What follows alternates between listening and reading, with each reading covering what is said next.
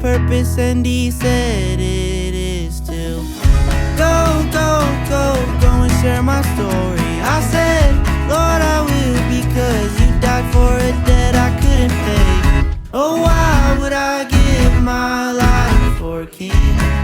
Oh, because he lost his for me. Hey there, welcome to the sermon preview for this week. I'm Nick and I'm with Morgan Rich. Today is an exciting day for Morgan. It is her last day of school. Yeah. Last day of senior year.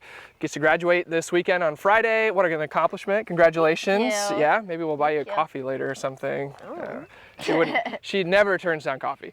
Never. So Morgan, where are we heading this week for the sermon? Yeah, so we are in the My One series. Mm-hmm. It's a 5-week series. Yep.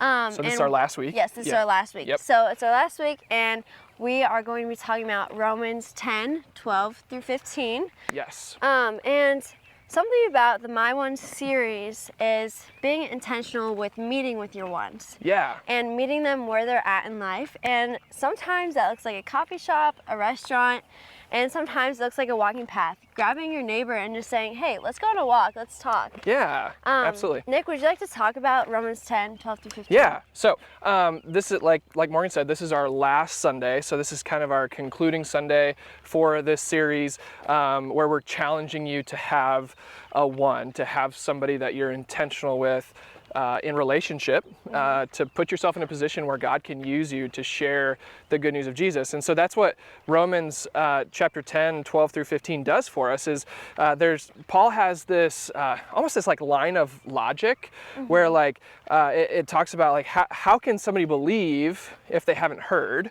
and how can they hear if nobody tells them, right? And so that applies to this idea of having a one, of like, are we putting ourselves in a position with our one to say, God, like, speak through me, right?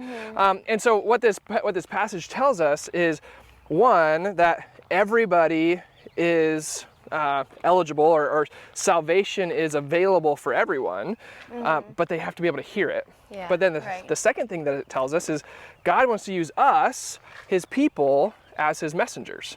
He wants to use us to deliver the message and the good news of Jesus. So what does that look like for us with our one, right? Are we putting ourselves in a position to be able to share the good news to where they trust us to hear what we have to say and to describe who Jesus is in that way? Yeah. So really excited for this passage. I think it's going to conclude our series really well. But one thing that we want to also think about is that like this idea of having a one doesn't end when the series ends, right? We actually, our desire is for this to become a part of our culture and our lifestyle here at Shore, where having a one is natural and normal and important, of the highest priority for us to make sure that we are living out God's commission to us, right? Jesus' commission that he gives us in Matthew 28. So as you're preparing for this week to conclude this series, I want you to think about, how has God used you as a messenger of the good news? How has he used you in the past, or maybe how does he want to use you in the future to share his good news?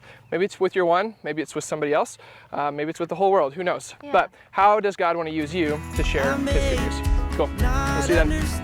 But I'll still go.